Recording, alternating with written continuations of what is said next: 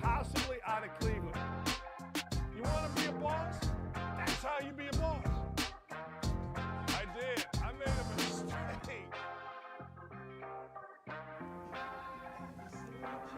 See, I say this all the time. I got to get into something real quick here. Welcome, by the way, and hope everybody's doing well. And yes, ladies and gentlemen, I am proudly wearing my Illinois State gear. Hey, Andrew, my son, I got to get better gear. This is from Rounders. Paid the man his money. I need better gear. However, I am celebrating because in overtime last night, Illinois State University beat the University of Illinois at Chicago, avenging a loss in overtime in a game where I text my son, I go, we got to talk about offense.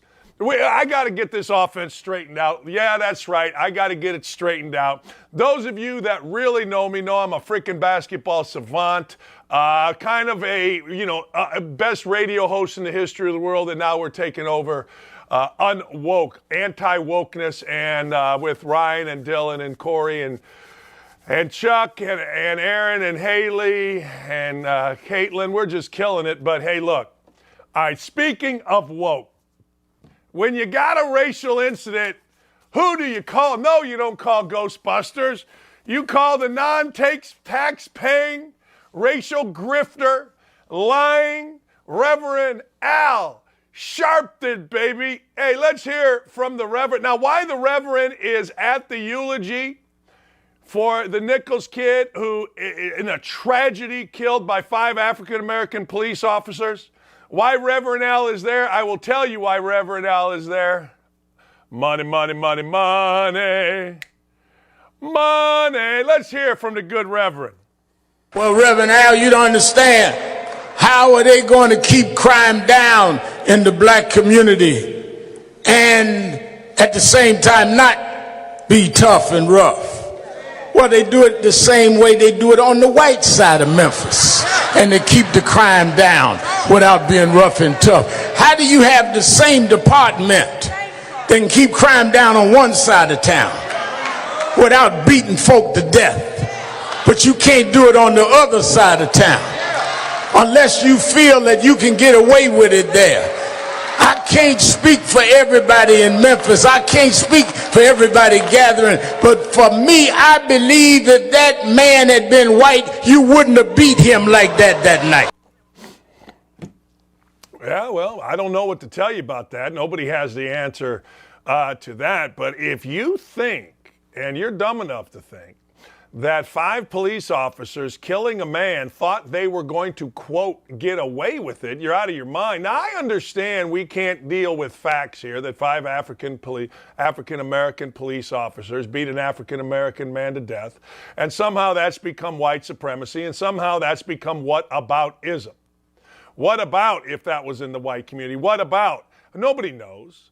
There are videos all over the internet of cops beating the living hell out of white criminals. There are numbers that state that white perpetrators are killed at a far higher rate than African-American criminals. So I get it. We all get it. We all understand it. You bring in Reverend Al, you're going to bring in a guy that's going to do exactly what he did right there, and he's going to do it for a lot of money. And it's shameful. It's really shameful. You know, we talk about dividing or uniting our country, but we have no interest in uniting our country. The moment they brought Reverend Al to Memphis, or the moment Reverend Al solicited himself to go to Memphis, you knew what was going to happen. There was going to be a further divide. But here's the real issue, or here's the real deal. When you walk around this country, guys like Reverend Al are dinosaurs. When you really deal, not on Twitter where you see fights and you see things, but when you really deal, in cities and in communities, black, white, people are pretty damn nice to each other. Really nice to each other. Actually, real world does not reflect what we see on Twitter or the words of Reverend Al. Now, you could say to me, well, the guy got beat. Yes, he did. Guy got beat to death. Yes, he did. What did that have to do with white people? Reverend Al will tell you, I guess. But the truth of the matter is, I live in a community which is probably 50-50, maybe 70-30, maybe 65-35 white to black right here in Lawrence, Indiana. And I got to tell you, every time I go to the store, every time I go to the restaurant, every time I went to a high school basketball game, and every time I interact with African-American people or they interact with me, it's awesome. And I watch, I pay attention. What Reverend Al is doing here makes Reverend Al money. And I'll make you a deal, Reverend Al. I'll pay taxes when you pay taxes. If you decide, you grifting fool, that you will pay your taxes, then I'll pay taxes. But right now, Reverend Al stays in the Four Seasons. He makes a ton of money and never has to pay taxes and just gets up there, yells, gets in a limo with his bodyguards to make himself look important, and away he goes. He's been a liar for years. We saw it in the Tawana Brawley case. So anyway, Reverend Al, do your thing, but Reverend Al doesn't reflect what normal, everyday black, white people experience. Normal, everyday black, white people, at least in Lawrence, Indiana, and when I was growing up, in Gary, Indiana, got along just fine. Did people fight? Of course. Did people argue? Of course. We do have racism in this country, no question about it. But Reverend Al saying what Reverend Al just said is nothing more than an old man grifter getting up, doing what he has done for years and years and years. I hate that I just spent 5 minutes on him, but he's such a caricature of himself that you just have to laugh at it and move along. All right. I just saw this before the show. The University of Illinois has a student group. It's called the Orange Crush. The Orange Crush is very enthusiastic. In fact, in 2008, we had a player in Indiana named Eric Gordon. Eric Gordon was a really good player. Eric Gordon had committed to Illinois. And then Calvin Sampson came there. His dad wanted to open up his recruiting, and really, through no fault of Calvin Sampson, he went to Indiana. We went and played at Illinois. We're there in warm-ups, and I see all these little fat guys, little chubby frat boys or whatever they are, yelling at Eric Gordon. And Eric Gordon's only 18 years old, so I pull him aside and I point out a couple of them. I said, Big E. I said, look at that guy right there. That guy's going to be like an accountant in Rockford, Illinois. Why would you care what that idiot has to say? Look at that guy right there. And there's all these dorky kids. I mean, you couldn't be dorkier and be in the Orange Crush at Illinois. Yes, you get in your little group think. Yes, you get in your little deal and you think you're tough and you point and you go, you suck, you suck, you suck. And, you know, it's great. It provides environment to a game. But here's where the Orange Crush went all little college kid victims. So the Orange Crush travels to one road game a year, and they decided this year they were going to travel to Iowa. So they needed 200 tickets in traveling to Iowa. So they go to Iowa. They do this, though. They get discounted tickets under the guise of being a Boys and Girls Club. So they lied about being a Boys and Girls Club. They said, hey, look, we represent the Champaign, Illinois Boys and Girls Club, or whatever it is. Okay. So Illinois got the tickets. Iowa said, okay. They said, fine, we're in. Good for you. God bless. Godspeed, whatever the God thing is that we're using today. All right? So end of the day, what happens? End of the day, Iowa finds out, wait a second, hold the phone. These people lied. These people lied about being associated with a charity. These people are not who they say they are. Well, I'll be damned. I'll be damned. Iowa says the heck with you. Iowa says not a chance. Iowa says we're pulling your tickets. Iowa says y'all are liars. Well, of course, the little entitled college pukes, they can't admit that what they did was wrong. They, of course, are doing what little entitled college pukes do. They're playing the victim. So sad. Here's what Iowa said. The Iowa Athletics Department became aware of a discounted group ticket order for the Illinois-Iowa basketball game on behalf of an Illinois chapter of the Boys and Girls Club. In following up with that organization, it became clear this was not factual. When contacting the individual who made the original ticket order, they admitted to falsely ordering tickets under the nonprofit organization. Iowa Athletics has refunded the original ticket order and donated tickets to the Boys and Girls Club of Cedar Rapids. We look forward to welcoming these kids to a sold-out Carver Hawkeye Arena.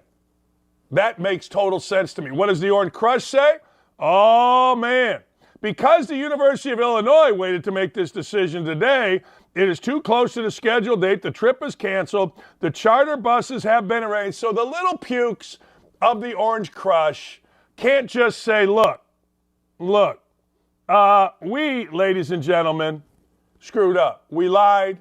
No, this is, I don't even want to read from these little punks. I don't even want to read from these little freaking whiny little batches of the Orange Crush. It's reflective of the University of Illinois, but not totally.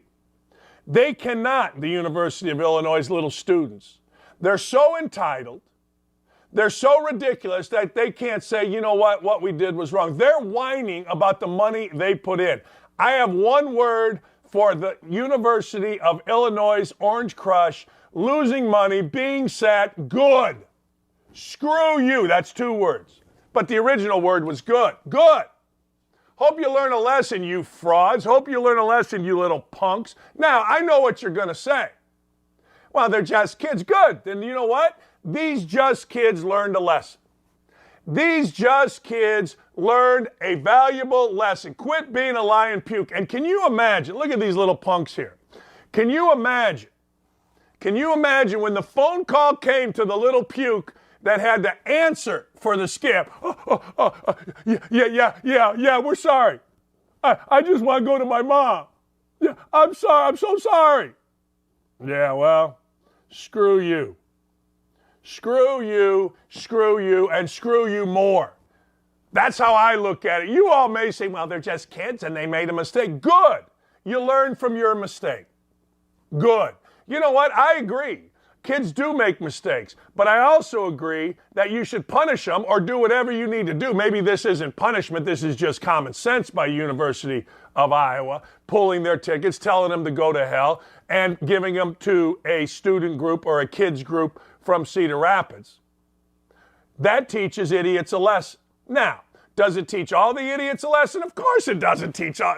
We always have fools. There'll be somebody there trying to get over. But it's disgusting what the University of Illinois' Orange Crush did. It's great what Iowa's people did. I applaud Iowa. God bless you, and hope you beat the living hell. Although I do like Brad Underwood. I'm a big Brad Underwood fan. I mean, I am a big-time Brad Underwood fan. Coming up in a few minutes, don't miss this. The 2 people that are equipped to talk most about the Indiana-Purdue game is Tom Crean and me. I got great stories. Let me tell you one. Did you know that back, I think it was 84, it might have been 85, we had lost a game. Bob Knight was not coming to the game against Purdue. We drove up on the bus. Bob Knight was there. I was the captain. I'm like, all right, we go to the shoot-around because we went straight to the shoot-around. Bob Knight wasn't there. We go to dinner. We come back. We have a walkthrough. Bob Knight isn't there. I was in charge, myself and Chuck Franz. We were in charge, like we had been later on in the year at Michigan State, and we beat Scott Skiles. I was in charge of the scouting report. We go through the walkthrough. I get a call. This is a true story. Can you believe this now? I get a call from the athletic director. Ralph Floyd, Dan, come to my room. All right. We get on the phone and have to talk Bob Knight into coming to West Lafayette for the game. It's like 10 o'clock at night. And I'm like, hey, I'll give a damn if he comes or not, but I got to act like it. Ralph Floyd, the athletic director, who is Knight's boss, is like, Bobby, we're going to really need you. Well, my team doesn't want to play hard. They don't want to do it. Bobby, no, we really need you, Coach. Come on, man. What do you know, I'll never forget being up there going, what do I say, Coach? Well, Dakich, you're the worst leader we've ever had. I don't know why you're on the phone. I go, Coach, I'll never forget saying this. I go, Coach, I don't know either. I don't. But Mr. Floyd asked me to come up here. You're our coach. We need you. We're going to beat the Boilers tomorrow. Just get up, whatever I said. And he came up first thing in the morning. Well, I'm going to get supper. There was always supper with Bob Knight. I'm going to go get supper. Okay, Hillbilly Slim. I'm going to get me some supper. All right. And you're going to get supper? Yeah, supper. And then I'll be up there in the morning maybe. I said, Coach, we got to have you, man. Come on, man. We got, hey, look, I know we screwed that game up, but we're going to give you everything we got. And we did, and we won. And I got 75 cents thrown at me as I was walking off the court. I think I told this story yesterday. I think. 75 cents whipped at me. I'm looking around. I go, hey, Alfred, I got 75 cents. Back in those days, you buy a Big Mac. Hell, it used to be a hamburger, fries, and a Coke for $1. I think it was maybe that still. I walked out of there and went to Mickey D's on the way home after a win. It's pretty nice. But honest to God, I want you to, can you imagine a player now, hey, coach, we really need you. No, seriously, Coach, we yeah, I know you're mad. Yeah, but you know what? God, Coach, we're going to play so hard for you. We're going to be so ready to play. I'm telling you, can you come up to the game? Can you do that? Can you come up to the game? Here we go. Hey, look, I coached for a long time, and I got to tell you, I've never done. I'm going to ask Tom Crean if he ever did that. Coach, you got me? I do. Can you hear me? All right. Yep. I was telling a story. Back when I think I was a junior at Indiana. We had lost. We're going up to play Purdue. Coach Knight decides he ain't going to the game. He's mad at us. He ain't going, Tom. So we drive up. He's not on the bus. We go to shoot around at Mackey. You drive straight to the gym, put your stuff on. We go, he ain't there. Back to the hotel, dinner. He ain't there. Walk through. He ain't there. All right. I get a call at 10:30 at night from Ralph Floyd, the athletic director. Hey, come to my room. I go, okay, what? I'm a junior or senior in college. What am I doing in the athletic director's room? He goes, hey, we got to talk Coach Knight into coming up to the game. Tom, I'm on the phone saying, hey, Coach, you got to come to the game. We need you tomorrow, blah, blah, blah, blah. Did you ever tell your team you weren't coming to the game? No, I can't say that I ever have. I can't say that. There was a few times in life where I was sick and I had to drive up separately. I remember one time we did that actually at Purdue. Dr. Rink came with me. I was having some health issues at one point, probably because we weren't winning yet. But my wife and Dr. Rink came up with me. But no, I wasn't missing the game. So, no, I've never had to do that. Never tried to make that about myself enough to have somebody try to talk me into going to a game. Man, it was unbelievable. I can still remember sitting in the room going, hey, Coach, no, man, seriously, he said, well, I might be there tomorrow. Okay, I'm going to bed. You know what I mean? You had to know he was coming, right? You had to know he was going to show up, right? Yeah. Of course, yeah. Yeah, at Michigan State, he didn't coach the game. Chuck Franz and I coached the game, and we actually beat Skiles and Derek Willis and all those guys, and it's another story. All right, Coach, you had success against Purdue. You beat them in one of the biggest beatdowns ever. Ohio State, Michigan. Ohio State puts the clock up there, counting down, and I know your brother-in-law, Jim, at least I've been told he doesn't do that. What did you do with rivalries, specifically the Indiana-Kentucky rival? Did you do anything different? No, just recruit better and develop. I think the one area that you do is you start planting those seeds early, like really early, like summertime early, fall workout early, and you make examples like this will never work against Kentucky. This will never work against Purdue. We have no chance if we're this soft, if we think we're going to beat Purdue. Like you just keep putting it in subliminally into their heads throughout the season. And you don't do it to the point where they think it's fake or ridiculous. You do it when it like makes sense. Like, no, if we don't sprint back in transition and get matched up, Kentucky's going to go by us. Or if we don't block out, Purdue's going to get an offensive rebound. I think you just do it that way.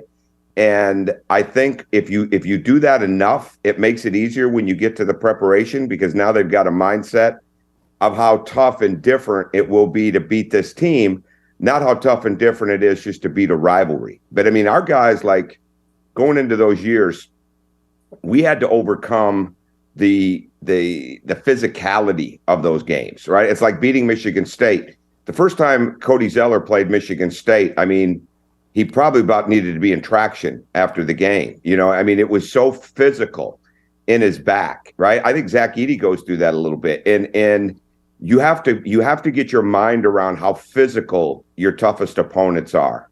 And for us in that league, certainly Kentucky had a different level of physicality because of their speed and the numerous players that they would put on the floor. But Purdue and Michigan State were incredibly physical. And you had to be able that you could match up with that. And I think once we did, we were much better. Zach Edey, you mentioned him going into the game. Now, I understand, last night doubles came and all of a sudden Mason Gillis is drilling 9 threes, breaking, I think, Hummel's record and all that kind of stuff. If you had Indiana's current team where you've got some decent size, how would you start the game? What would be your initial plan against a guy as big and as good as Edey? Well, I don't think there's any possible way you can play him one-on-one trying to play behind and hope that you're going to, come down with a double later, or you're going to take people away. Zach Edey's a step ahead of the defense. I mean, he's a step ahead of the defense when he catches it because he's so fundamentally sound right now. He keeps the ball high. Another thing that he does, Dan, is he keeps his eyes up, right? And so, like, in the past, when we would play against Purdue, we could do this with Caleb Swanigan, God rest his soul, and we could do this with A.J. Hammonds a little bit. We didn't scout hands as much as we scouted wrist strength. Like a lot of guys have good hands, but they're not strong with the ball. That comes down to the wrists, how they put the ball in the ground. And so what we would do is we would go after that ball, right? Like we would go after the ball on the dribble. We would try to tie it up.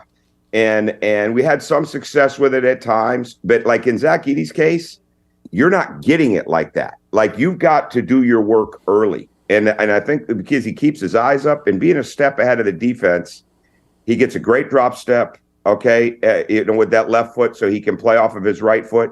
And the one thing he does, Dan, I think what kills defenders is they think once he's passed it and not reposted on them and the shot goes up, like they can relax for a minute. But he's already a step around them and getting great offensive rebounding position. So I think what I would do is you've got to put somebody into his legs. Most big guys do not like somebody sitting in front of them, sitting on their legs. Now, you can't just front him and not have backside help. You almost have to have a man come down and sit on his legs, whether you treat him as a spy where he comes off a certain guy, whether you bring a defender that you say, okay, once your man is nowhere near the paint, we're coming in and we're sitting inside. We've done it both ways. But then you've got to have somebody behind him. And once the ball goes in, somebody's got to take away his right leg, right? Because when he can turn that right leg and his left shoulder, okay, because he's got that pivot, all right, it's over. Like he's going to either make the shot or he's going to kick it out and repost. And if you watch his passing, 80-90% of his passes are right on target to a shooter. Like he doesn't make you reach for the ball. And so he doesn't get a lot of assists out of it because Purdue is so good at making the next pass and then the next pass. And where Indiana will kick it out with Trace Jackson Davis, and they're more than likely going to shoot that first pass. Purdue keeps the game in rotation, which allows him to keep moving. So you can never, ever relax on Edey. But I would definitely start the game not putting a lot of traffic around him, maybe like Penn State did last night. That was a good adage, and I liked how they went after the 2 freshman guards. I think that's one thing you've got to do. I think you've got to put bigger pressure-filled defenders on Lawyer and Smith to have a chance against those guys. You can't leave other guys open. Gillis proved that. Morton makes shots. Newman can come in and make shots. And First is such a great cutter and offensive rebounder and driver. But I would get into his body and then have 2 people around him that are there immediately when he catches the ball. And then I'd rotate from there. What's interesting? Fans say, well, you know what? And I'll be curious your thought on this. Fans say, well, Mason Gillis is hot. He's hot. You can't leave him. See, I'll never forget this. When I was a young coach, Coach Knight said, yeah, the guy just hit 9 threes. That means he's due to go about 0 for 8. So we're going to double off him and make him do that again. And we saw it a little bit with Jalen Hood-Schifino. I was at the Ohio State game sitting behind the Ohio State bench, and I mean, he just striped everything. 6 threes. I don't even think they hit the net. And I turned to my wife and I said, watch what happens next game. He started out 0 for 11. You know, fans look at things differently. Yeah. Fans say, well, you know, the guy's hot. You can't leave it. Knight would say, no, let's see if he can do that again. He can't do that again. He's a 30% three-point shooter. Water finds its level. Well, the thing about Gillis, and it was interesting watching that. I remember when he was and you probably remember this, he was a high school freshman. He was a projected first-round Major League Baseball pick. He was at a camp with my son, Riley. I was always a big fan of Mason Gillis. And so, like, he is such a catalyst for their team. And I'm with you, but he was so open last night that he got hot, and you have to make an adjustment there. And everything came off the pass, right? A couple times he shot faked, he got pull-ups. But, like, they're a team of not only willing passers, but they're a team of guys that can really pass the ball. And when you're a willing passer and you're moving the ball, that's more than half the battle. But when you deliver the ball and it's on time, on target the way that they do, that just puts you at another level. And Gillis is a part of that. And what was awesome is everybody was happy that he was making those shots. I think, to me, it looked that way anyways. I don't think you can give them open shots. I still think you have to run at them, even if you're coming off of them. But I don't disagree with you because I think in the case of Jalen Hood-Schifino, he didn't get off to a good start offensively. And I think Trace Jackson-Davis is having a great year. He's got great numbers. Jalen Hood-Schifino is the energy. He's the straw that stirs that drink on that team. I mean, I felt like that for a while. When he's playing with energy, when he's moving the ball, when he's on the attack, their whole team is better. And when he's not as good offensively, or when he's getting hugged up defensively, which then happened the other night, they're not nearly as good. And I think that's how good he is for that team. So I don't think you're wrong at all, but I don't think you can give a guy the open shots that Gillis had last night. And he wasn't the only one. I understood what they were trying to do, but you got to get out there and adjust and get up on him a little bit more. He was so open. That weak side of the floor was so open. It was 2-on-1 most of the night. Yeah, I mean, that's I totally agree. Back in the day, I remember we played Michigan State, and Knight told me just get in front. I can't remember if it was not Derek Willis, the big kid Willis that played the NBA for 100 years. Yeah, Kevin Willis. And leave a kid named Kevin Willis. And leave a kid named Larry Pollock wide open. And I'm guarding Pollock, and I'm watching Pollock hit shot after shot. It looked like that's old school, just to leave a guy alone. I don't think you can do that anymore. The game has changed. Going back to Indiana,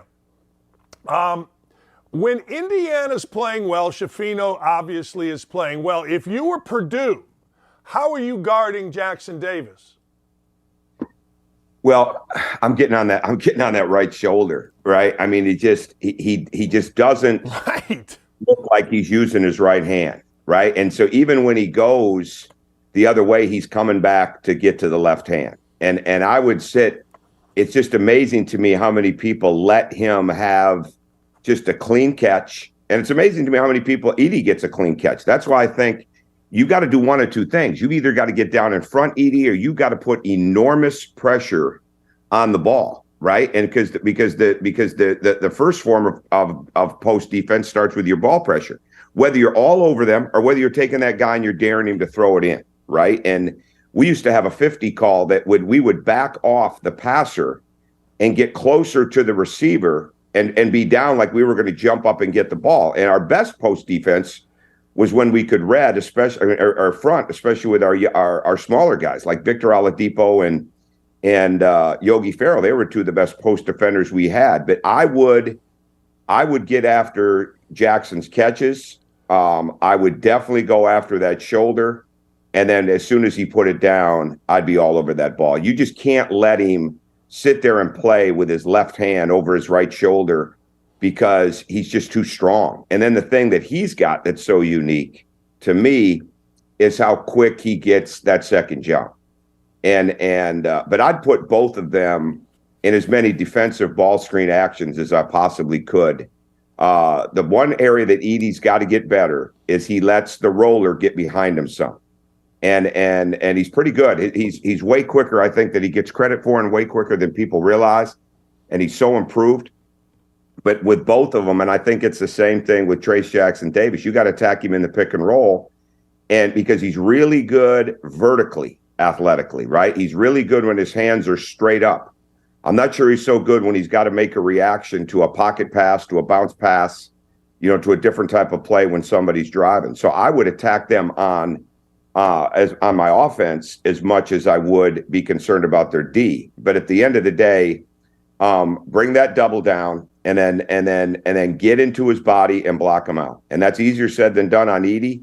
But I do think you can get a body on Davis where he just can't reach up and jump up over you because his legs are free to get the ball. And I'd be telling our defenders every time the shot went up, get into Jackson's hands as much as possible, right? Because great rebounders need both hands, and get into his hands and not allow that second effort on that glass.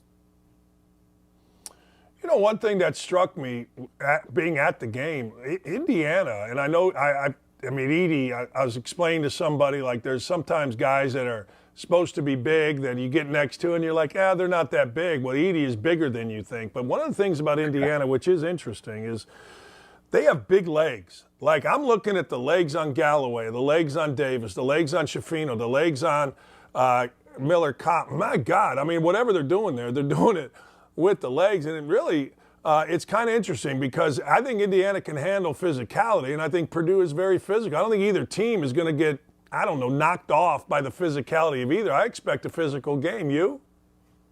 Absolutely. And I think it's going to come down to, it's always going to come down to the free throw line in a closely contested game. And I think the free throw line is going to come down to the offensive rebounding. And that's where Purdue is so good. They're just an absolute level of commitment to being on that glass. And really, Indiana's good, but should be better.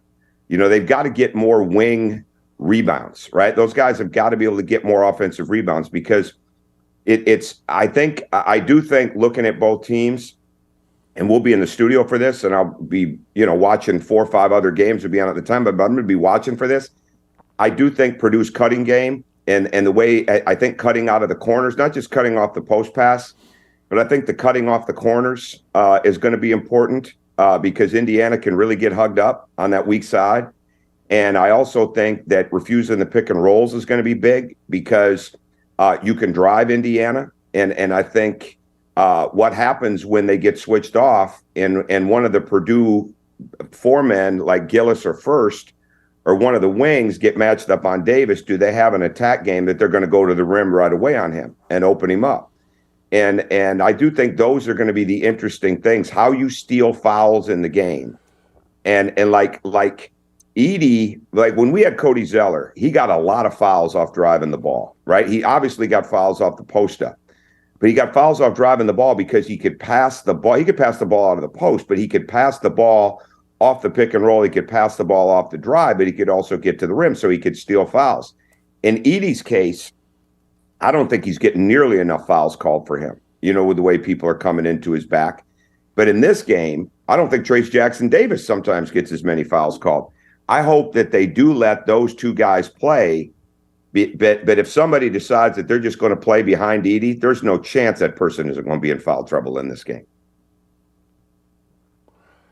You are going to be in studio. Duke, North Carolina, I watched North Carolina last night, and I got to tell you, what I saw was bad shots. And I saw a pretty strong double late in the game. I saw Pittsburgh end up winning the game. Duke, Duke, maybe they're getting better. I don't know. That's the big one for ESPN. What do you think of that? What's that game looking like?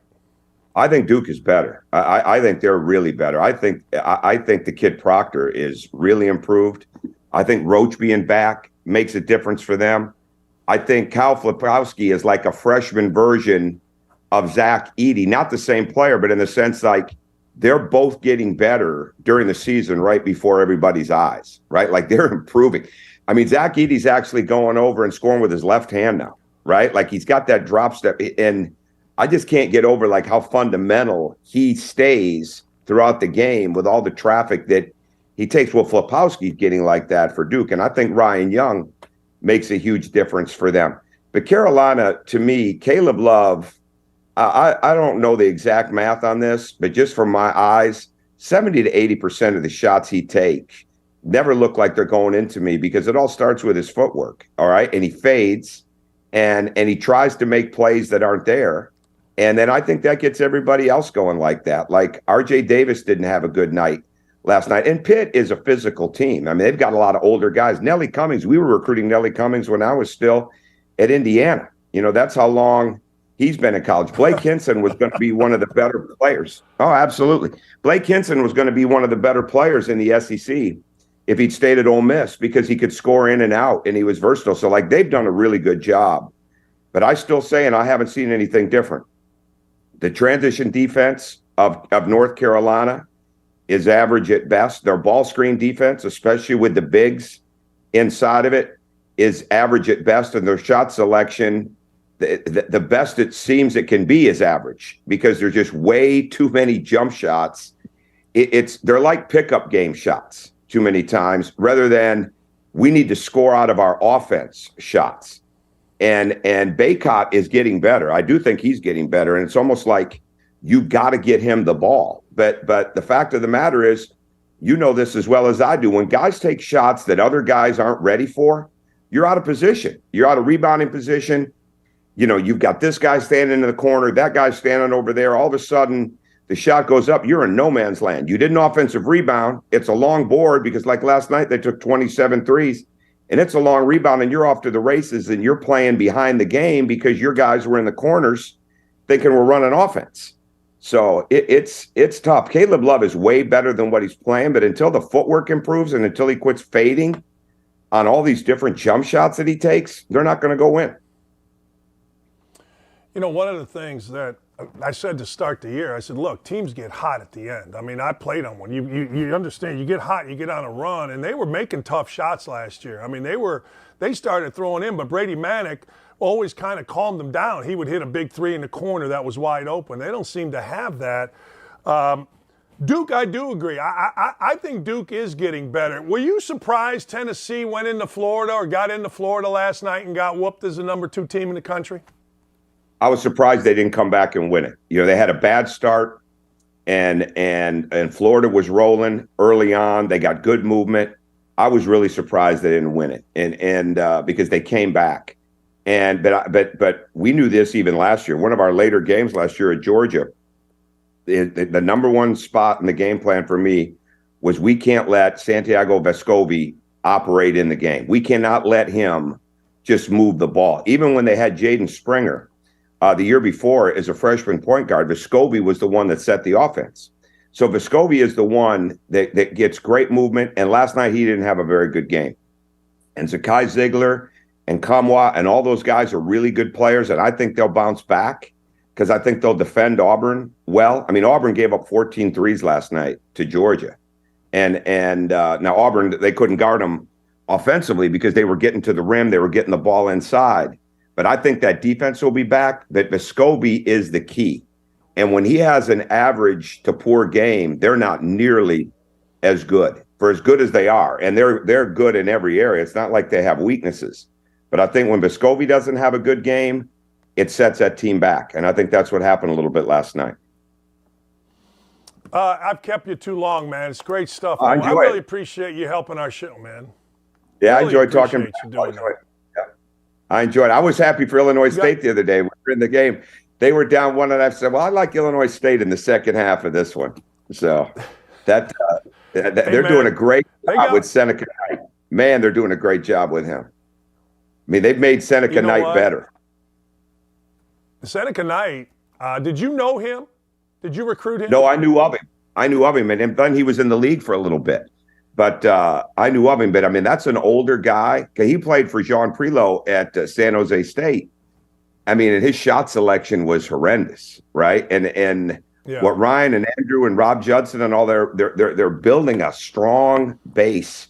And that kid's playing within himself for the most part. I mean, he's an older guy, right? He's got to be like 23 now, 24. I mean, but they're doing a really good job. That's such a good league. I love when I'm in there and we've got the Missouri Valley. We have it this weekend. I think we've got Northern Iowa and Bradley is on ESPN2 one night. So I love following that league.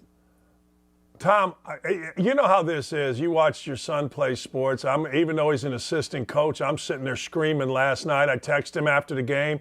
He's supposedly in charge of the offense. I said, great win, but we got to talk offense. Your offense stinks. Let's go. I got some ideas. You know how it is. I mean, it's just, that's the way it should be. You know, it never ends being a parent, Tom. It never freaking ends, this stuff. Never. Not at all. And you know what? I would believe Ryan Peden knew full well he was getting Dan Dakich with Andrew when he hired him too. So, I mean, I don't think that's a bad thing, yeah. Right? With the offense. But I was like that this weekend. I was at ESPN in the studio, and I went to see my daughter in New York, and we hung out, and we went to see the Lakers and Nets, and I had two guys jump in center, and Thomas Bryant and Nick Claxton that were both second-round picks. Like, it's just awesome watching that, but it's much more awesome being with your child. And whether you're with them for 3 hours, 3 days, or 3 months, it just stinks when you leave them, right? It's awful. Yeah. But there's nothing like it. There's man. nothing like being a parent. No. Nothing like it. My wife's looking at me. I'm yelling, terrible shot. What the? You know, hey. I appreciate you, I was Tom. always Thanks, glad when man. they Travel stopped safe. showing. Last thing, I was always glad when they stopped showing Doug Collins at the Northwestern games because I wanted to cry for him. He was in so much agony and pain watching Chris coach. And I got it, right? Like I didn't even have a child that old, but like I got it. Like I just, man, don't do this to this guy. Keep the camera off him. Let him be sick in peace. So, right. All right, great to be with you. Let him suffer in pride. Travel safe. Yeah, my let him Thank do you that for to everything. him. Absolutely. See you later. Hey, you got to suffer in peace. Like, that's why sometimes I don't go to games. I just want to sit here, because if I go to game, I figure people are watching. I just sit there, right? But man, oh man, I did. I said, Andrew, great win, but we got to talk offense. Call me tomorrow. Anyway, all right, we're going to come back. We got a monster for you. We are fully loaded today. We got the funny Chris Farley. That's right. I said Chris Farley wasn't funny. This one's smart at 10 o'clock. We'll be right back. I witnessed, Dennis Price and C-Spray and all these people just do such amazing things. And we continue to get asked about Afghanistan and what we didn't do in Ukraine. Like, why would you, like, beyond Aziz, it's no brainer why I would go help Aziz. Why would we continue to help these people? And, I think the easy answer is the right thing to do. Like, I mean, when the governments of the world completely failed, including our own, it was very discouraging. But what brought me hope was to see that when the governments of the world failed, good people stood up and did what the governments wouldn't do and couldn't probably do, and did the right thing. And that was really encouraging for me because I think all of us kind of struggle with hope in our country right now because of the political divide and things that we don't agree with. But it was really hopeful to see that when the governments don't do the right thing, people do. And one of the things myself and C-Spray were asking in this interview is, why would you do it? And of course we said, because it's the right thing to do. But C-Spray was asked a question that I think is important that we can all learn from. He was asked, was it worth it? Was it worth it? And he said, it doesn't have to be. It doesn't have to be worth it to do the right thing. And whether it's something like this or in your personal lives, like I think we all have the ability to do the right thing in our own little spheres of our life. And we always try to balance the ROI. Like, what are we going to get out of it? What's the return on investment? But it doesn't always have to be worth it to do the right thing. And in this case, I don't know if it was worth it or not. I thought it was worth it to Aziz and his family and the 17,000 Afghans. And I believe that burden God put in our heart. I think it was worth it to God for us to be obedient and go do that call. But I think the world could learn something from this, that there is hope, that there's good people around who will stand up and do the right things. People that supported us were not people that I typically agree with. There's a lot of people that follow me on Instagram that hate me and bash me for my conservative views and stuff like that. But they were writing me like, hey, I don't like you, but what you're doing is awesome. And where can I support? Where can I give money?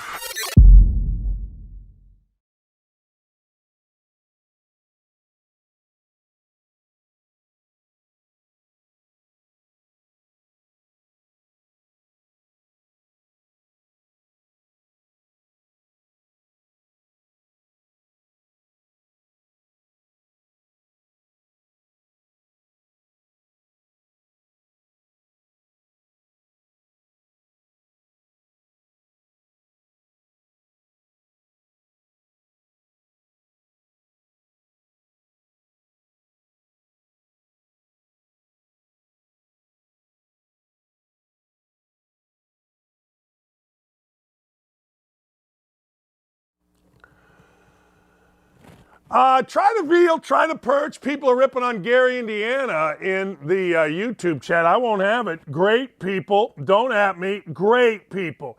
And fantastic food. Let me tell you something. If you go up to Gary, Northwest Indiana, you're going to find Real Taco, the best taco place you'll ever have. The Wheel, which will be the greatest restaurant you'll ever have. It's owned by Greeks. Are you kidding me? When you go to a Greek restaurant that used to have smoking section in the back and the menu is this big, don't at me, people. You are going to love it. Stop in Gary, Indiana. Try the veal. And the perch. Always try the perch. All right, Crean was great. We're going to have a fantastic rest of the show. I need you to hang in there with me all day because, let's be honest, you got nothing to do. But let's talk a little bit, shall we, about NIL. How about this? Listen to this. There was a very public, a very wild NIL fiasco. Listen to this story. Jaden Rashada is a four-star quarterback that played or was going to go to Florida. He had a $13 million NIL deal allegedly at Florida. Now, I don't know whether it was true or not. I just know what's been reported. This dude and Florida basically said, hey, look, this isn't going to end up at $13 million. This is going to be a situation, so maybe you ought to look elsewhere. This kid wants to file a lawsuit against Florida. He ends up committing at Arizona State. I will never side on either side. Here's the deal. Kid, you want to deal with the big boys sometimes? Well, frankly, sometimes your little deals don't come true. It's just like anything else. If you are an employee of a company, let's say a radio station, just for the sake of argument, and you get a lead and you're going to go talk to Jimmy's Pools over on the south side, and Jimmy's Pools agrees to something, and you think you got this deal done, then Jimmy's Pools says, yeah, we're going to go somewhere else. You can't sue. That's real world stuff. Everybody has their own prerogative, and real world stuff, ladies and gentlemen, is what is coming to NIL and players. Quit whining about it. Just stop whining. Hey, look, you're in a great situation, kid. You're going to play at Arizona State. Nobody's really going to care about it, but you're at Arizona State. I always wanted to be the basketball coach at Arizona State. Here's what's going to happen. You're going to make some NIL money. It might not be $13 million, but you're going to get a chance to play quarterback.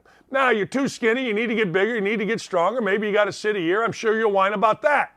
Because one thing that I have learned is that if players whine about this, they're going to whine about that. So this kid doesn't play. If he doesn't play next year, guess what you will see out of Jaden Rashada? He will whine, he will moan, he will complain, and he will probably transfer. Stay tuned. I'm not. I really don't care, but you stay tuned. Ohio prosecutors, this is sad, a grand jury has indicted Eagles guard Josh Stills on rape and kidnapping charges. Now, you got to understand, this guy, Josh Sills, is getting ready for the Super Bowl. I mean, what are you doing? I mean, what in the Sam hell are you doing? He's on the commissioner's exempt list. He was issued a summons to appear in court on February 16th. According to the indictment, the charges related to an incident that occurred December of 2019 when Sills willingly engaged in sexual activity that was not consensual and held the victim against her will. The announcement added the crime was immediately reported and warranted a detailed investigation. So this guy probably has been thinking, well, you know what, I'm going to get out of this. According to the documents, Sills and the lady had known each other since high school. She told the officer that he was meant to drop her off and a friend off at her cousin's house where she was staying at the time. She attempted to leave the vehicle with her friend until a man she identified as Sills grabbed her by the arm, pulled her back in the truck, grabbed her by the ponytail, tried to kiss her, disregarding that she told him to stop. Once the woman's friend was in the house, Sills attempted to remove her pants, touched her inappropriately, and then forced oral sex. So there you go. So now this guy indicted, kidnapping, rape charges. 16th will be an acquittal. There's your first deal, idiot. We move on. It's just terrible. Michigan State, Kahari Crump was sentenced to 12 months probation, 80 hours, ladies and gentlemen, of community service. Remember the brawl right here? Crump's the guy swinging his helmet. Crump's the guy that, decided it would be a good deal to just have some swings. We're going to take some swings. So there you go. We're brawling in the back, swinging our helmet. How Crump avoided actually going to jail is beyond me, but I ain't that mad about it. He's going to swing his helmet. Next thing you know, he's out of control. Michigan State, I'm telling you, man, that place is a mess. That place is nuts. That place going back to whatever. All right, let's see the other part of the brawl. We got all kind of video. Here we go. Swing that helmet, tough guy. Yeah. Go get him, tough guy. We got guys surrounded. Now, here is the start of it. This is from Matt Charbonneau, who's one of the reporters. They got a guy down. They're kicking. Look at these tough guys. Look at T. Brown. He's a badass. Yeah, and look at the guy with the phone there in the corner. He ain't trying to stop it. He's just trying to videotape it. Gutless, all of them. Now, Michigan State says everybody's innocent. There's other. Shut up. And Michigan says we're going to widen the tunnel. But I got to tell you, the big house has been there for 100 years. And I also got to tell you, it's the first time I've ever seen that. People always ask, what would you do if you were in the middle of it? I don't know. My thing is I'm not going to sit there and videotape it like a 15-year-old girl. But I am, ladies and gentlemen, going to, I guess, try to stop it. If I'm not going to try to stop it, then I'm just going to let idiots beat the hell out of idiots. I mean, isn't that the smartest thing to do? Just let idiots beat the living hell out of idiots.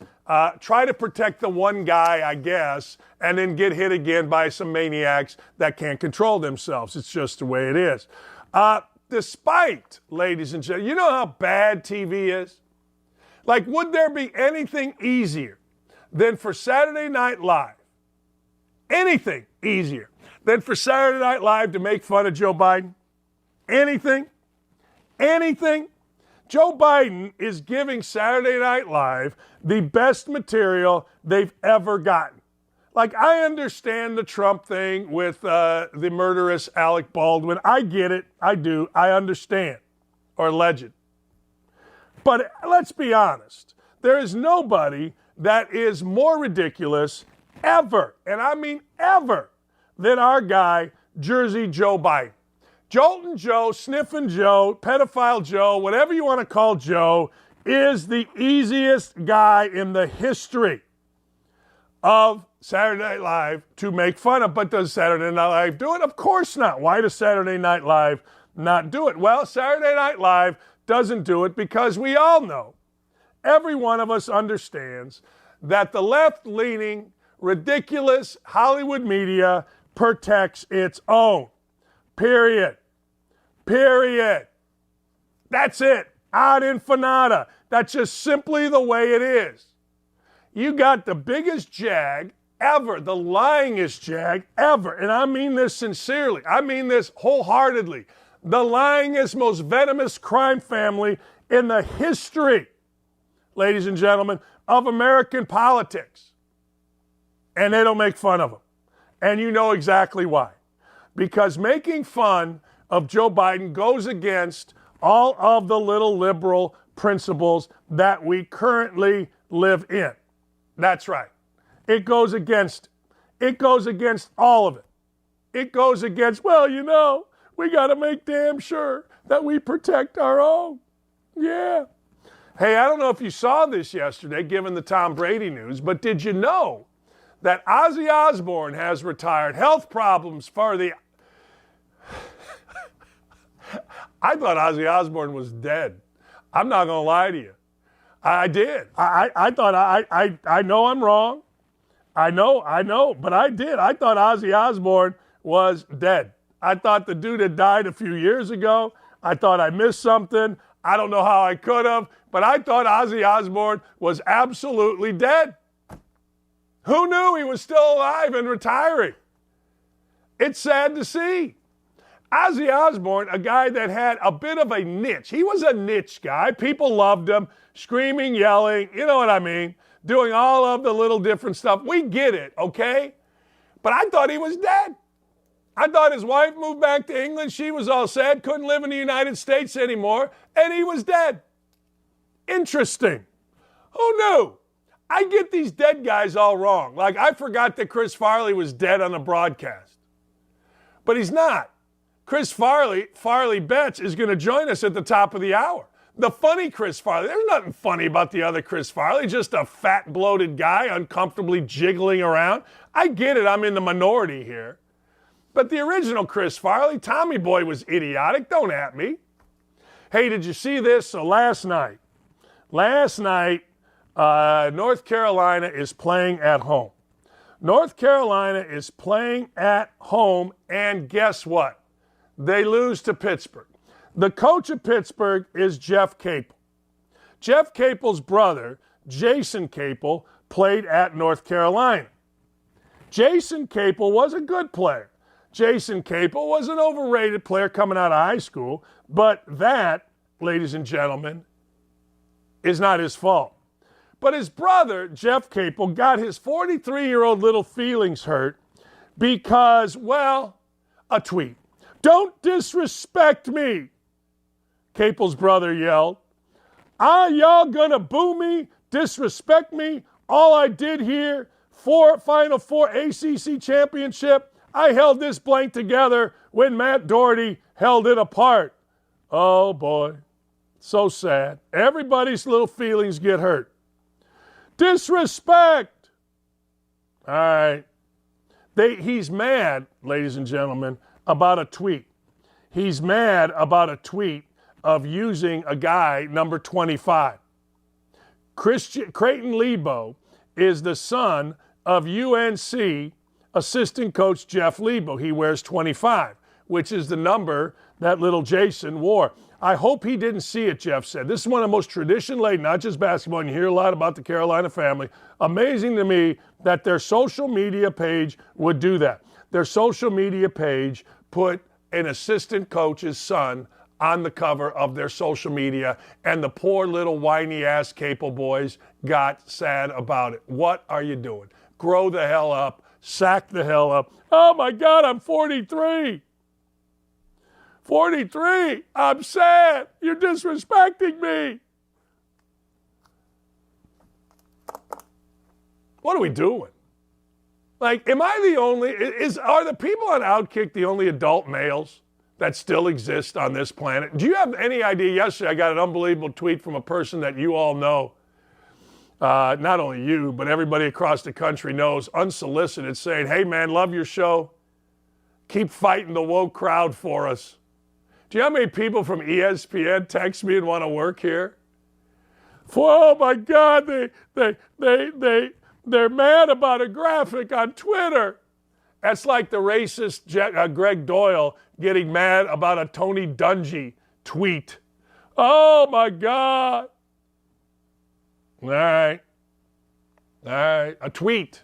And so Lily White guy decides that Tony Dungy's a bad guy over a tweet. Lily White, racist, Indianapolis columnist, thinks that Tony Dungy, who has dealt with more racial crap than Lily White guy has ever dealt with, is a racist or a phobic or whatever the hell because of a tweet. That's the world we live in. Don't disrespect me.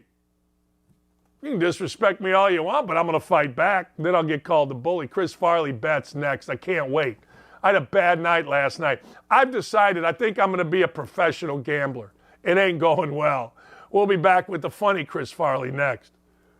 It's so crazy because Tom Brady is just a touch older than me. I believe now there are no NFL players older than me, which that's the first time in my life I can say that. Okay. So now I feel really old. Now I feel truly and really old.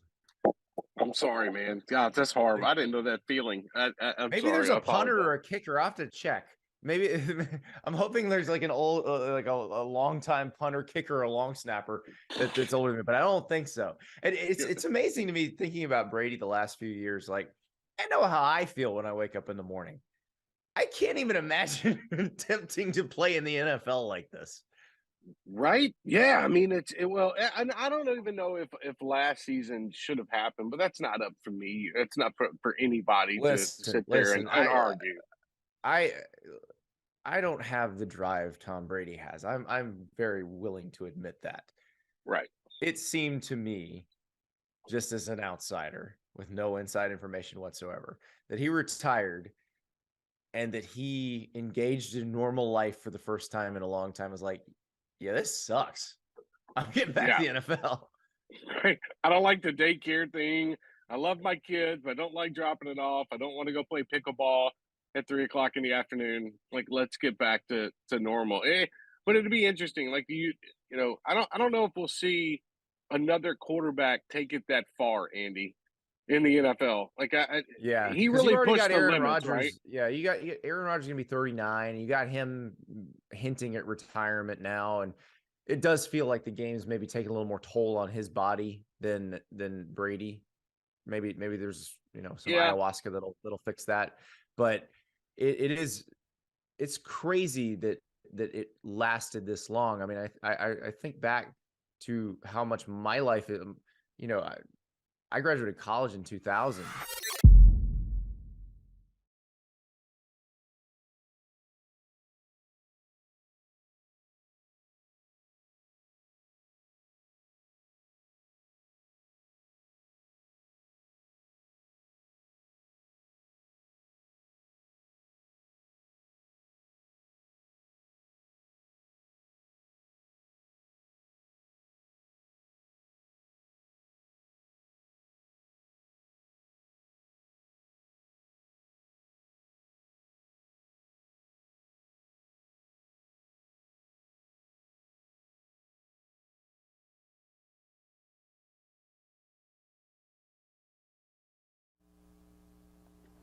Yeah, we ain't messing around. A few years ago, I was on a broadcast at ESPN. They were talking about Chris Farley, and I said, yeah, I didn't think he was funny. Everybody and their mother, including Jay Moore, who I think was dealing with some issues at the time, just crushed my soul on Twitter, and I've never really recovered. It's really affected me, but thank God we got the funny Chris Farley with us now. You can follow our Chris Farley at Farley Bets. Chris, now that I have decided yesterday, as a matter of fact, that I'm going to be a professional gambler, make me some money here, will you please? Do you like this Super Bowl? Where are we going to go with this Super Bowl? Yeah, well, I mean, I guess a little bit of personal bias because I'm a Giants fan, so I don't love the fact that the Eagles are in there. But I knew that the Eagles were a way better team than the Giants, probably going to roll right over them, and that's exactly what happened. I do think it's going to be an entertaining game, right? That's what the betting line tells us. Started at Chiefs as the favorite and very quickly moved to the Eagles. Of course, that's the sharp betting community coming on heavy on the Eagles, and you can't blame them. I mean, that's a extremely talented team, very well rounded. And Kansas City Chiefs are going to have their hands full. And Patrick Mahomes has such a significant experience edge in this game. This is his third Super Bowl, his fifth AFC title game that he just finished out. This guy's been doing this for a long time, right? So I think if this is a one-score game, I'm going to have to strongly lean to the Kansas City Chiefs because I'm going to trust Patrick Mahomes a lot more than Jalen Hurts in that situation. Looking at the early props and everything else, you got any best bets in this game? I was looking at ways to take the Eagles earlier. The Eagles have been by far the best first-half team in the NFL this season, scoring over 18 points per game now. Very close in second place is the Kansas City Chiefs, right? So they can keep up with anybody, that's for sure. But the recipe for the Eagles' success has been getting ahead early, and then they run the ball late, right? They kind of stay ahead because that defense is really hard to play against when they're ahead in the game, right? So kind of like taking Philly early. You can get them at plus 100 right now. I know at DraftKings to get the minus 0.5 in the first half just means they have to win the first half. You can also get at DraftKings plus 700 for the Eagles to win the first half, Chiefs to win the full game. And I kind of love that bet, right? Plus money, Eagles win early, but Patrick Mahomes kind of does it in the end. I like that one a lot. Haven't looked too much into props yet, but I would say if you want to look into props, now's the time to do it. Those numbers are only going to rise, especially if you like the over. I find that interesting. Plus 700. There's a saying in gambling, if it seems too good to be true, then it is. But plus 700, based on what you're saying with the Eagles to win the first half, that is exactly the bet that you described before you talked about the bet. Absolutely. And the Chiefs, the last time they won the Super Bowl against the 49ers, we remember Patrick Mahomes put up 14 points in the fourth quarter. They came back in that game to win it late, right? So that, I mean, that's what the Chiefs do, right? Chiefs play behind. Sometimes Patrick Mahomes, and maybe they can kind of have their foot off the gas a little bit at first. I mean, this is the Super Bowl, so that's probably not going to happen as much. But the Eagles are a very formidable team on both sides of the ball. I could see them falling behind early, kind of surprised by how good the Eagles are, and then it's Patrick Mahomes' time. Can I ask you a question? And this is more of like two guys talking on the street. I am on DraftKings right now. Yeah. And where do I find the bet of the Eagles first half and the Chiefs second half? I want to put it in right now before it goes down. Yeah, sure. Yeah, I'm on DraftKings right now too. There's a selection if you go to the game called halftime full-time. And then so if you click on halftime / full-time, you'll see Philadelphia Eagles first, then Kansas City Chiefs second. And that line has now moved to plus 650. So I've talked about this before. DraftKings must have known, say that I'm onto them a little bit. So it's coming down, but I still think that's excellent value.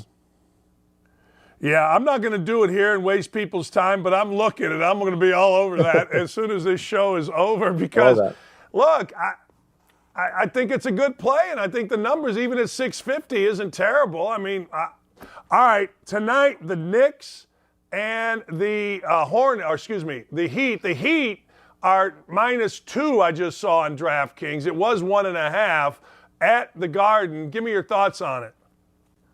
Yeah, at the Garden, this is the first time the Heat and the Knicks are playing each other this season. But, you know, the Heat have done really well against this team in the past, 5-1 over the last 2 years against the Knicks.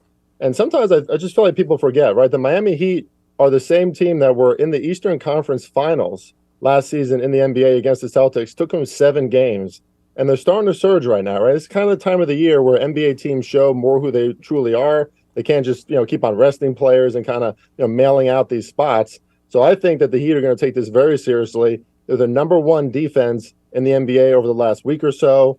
Meanwhile, the Knicks, they're still without Mitchell Robinson. He's a huge body in the painted area for them. I think the Heat are going to really be able to benefit from that, right? Because the Heat are really good at paint defense. They're really good at scoring in the paint in the mid-range. And without Mitchell Robinson there, just a big body for the Knicks, it makes it harder for them to defend that. And we've seen that recently. The Knicks, too, there's just a lot of discord on that side. R.J. Barrett was benched recently by Tom Thibodeau. He's actually having a really good year, but I feel like offensively they're kind of all over the place sometimes. Jalen Brunson just seems like he's getting tired of carrying this team game in and game out. I like the Miami Heat. They're healthy. They're playing great defense, and I think they're favored for a reason, right? Sometimes the sports books send out a signal. Here's the deal. I like what you're saying. I watched Brunson the other night, and I'm a big fan. I do agree. He is carrying a hell of a load, man. And the Heat, people aren't talking about him. Obviously, they're talking about a lot of different teams, but they're still a really well-coached outfit that does I hate to take a road team, but I ain't afraid to take the Heat on the road. The other thing that I saw, and I just made the bet. Hey, Chris, when guys come on here and they have good ideas and great bets, I just bet it as I'm going, right? So the next one, Los Angeles Clippers, Milwaukee, over 230. I am all in on the over 230. Tell the people why we're both all in on the over 230. Yeah, I love that, Dan. I appreciate that. So this is a game, it's kind of a showcase game, right? The Clippers right now, extremely efficient. Paul George and Kawhi Leonard out there on the court together. They're one of the best combos in the NBA as far as field goal percentage goes, around 59% when they're on their floor, shooting 3-pointers at a ridiculous rate right now. Same thing actually with Paul George and Zubac when they're on the court together. This is just a Clippers team that's producing at a really high level. And then the Bucks, we've seen it recently, right? They're in kind of smash mode right now. The Bucks incurred a lot of injuries at the start of the season. Things are kind of up and down. Schedule spots were hard. Now we're seeing them on a long home stretch here. Comfier spots for them. Their team is healthy, and they have been running the floor hard. I mean, #1 team in the NBA as far as tempo goes, running up and down the floor. Clippers defense is good, but neither team, the Bucks or the Clippers, have shown that postseason defense that we see later in the season and especially in the playoffs. I don't know if we're going to see that in this game either. I think the Bucks continue to run hard. It's working. Giannis is playing out of his mind again, and I think it's a showcase of a lot of points in this game. Two teams who are just highly efficient from the floor right now. When you look at Giannis, is he the MVP? I think he's kind of under the radar now, isn't he? Right? Like, people don't talk about Giannis quite as much. Jokic is up there again. Luka's up there again, as they should be. But Giannis, in my opinion, is still the most dominant force in the NBA. When he decides to turn it into another gear, he's absolutely unstoppable. And I think this second half of the year, it's a great question, Dan, because you can still get him at a fairly good price. I forget what the price is because I looked a few days ago. I'm sure it's changed by now. But you can get him at a fairly decent price still, good value to win MVP. I mean, he, as long as the Bucks stay healthy and as long as he keeps on playing this way, the Bucks are still my favorite to get to the NBA Finals because he is that dominant of a force. Is there anything that, when you look at the Lakers, is there anything in terms of gambling that they do? I know I'm asking you questions that we really didn't talk about, but is there is there any consistency? Is there anything at home or away or overs or unders? Because the Lakers are on my television every freaking night, it seems like, and I want to, if I'm watching, have something to bet on, but I want to do it now that I'm a professional. Yeah, right. And now that you turned a professional today, I love it, Dan. Lakers today. Yeah, the Lakers unfortunately are on our screens a lot, and sometimes that's not the best thing to watch, especially when you have other more premier teams that are not on TV as much. But yeah, I love the Lakers the other night against the Knicks. Why did I love it? Because whether you love them or hate them, when the Lakers faced the Celtics, they probably should have won that game. LeBron got fouled. And you just knew that LeBron was going to come into the next game angry, right? And that's what happens. I mean, the dude, he's been in the NBA forever, but he can still make a huge impact on the game and kind of take over. Anthony Davis, as long as he stays healthy, which that's a huge if, right? The dude really can't stay healthy. But this is a team, I think, that in the right spots, you can bet on them to upset some teams. I was on them as an underdog against the Knicks the other night. And I think in spots, right, because of the experience, those intangibles that the Lakers have, led by LeBron James, I think there are moments where they're a really good underdog against some teams maybe that aren't, performing at a very high level at that moment. It's kind of the reason why I like the Chiefs, for the Super Bowl, Dan, because like LeBron, that experience edge, that intangible in the moment, the poise that it takes, that not everyone's built the same. One of the reasons that I would bet the Chiefs is I call it the Tom Brady, Peyton Manning rule. If you bet against Tom Brady and Peyton Manning, it feels like you're sitting there waiting to die late. You're just sitting there. You're up 6, they got the ball, and you know it's coming, and you just sit there and you're waiting for the shot to hit you right in the freaking head, and it 90% does. So that's why I'm betting the Chiefs. Would you take Mahomes over 1.5 over/under touchdowns? I would. I mean, that line is pretty inflated right now. I believe it's over -200. So you're going to pay the price, right? You're going to have to put down a lot of money to win some money in that one. But that's a bet that should hit, right? I mean, Patrick Mahomes is going to have to lead his team against one of the best defenses in the NFL, and even a great defense like the Eagles, who are number 1 against the pass, by the way. It doesn't mean that Patrick Mahomes still isn't going to get his, right? We see him in situations where it seems almost impossible, like 30 seconds left in the game. He's throwing off of one leg and he still makes it happen. I was in the military, Dan, and I think part of the reason why my handicapping is a little different is because I incorporate, just things I've learned, like intangibles of studying human behavior throughout my life. And I think that football is very comparable to the military. These are big moments. They're scary moments for a lot of these players. Someone like Jalen Hurts is 24 years old, and at the end of the day, we know, I mean, what were we doing at 24 years old, right? Like, we probably weren't fully mature yet, weren't fully ready for the moment. Patrick Mahomes has been here so many times before already.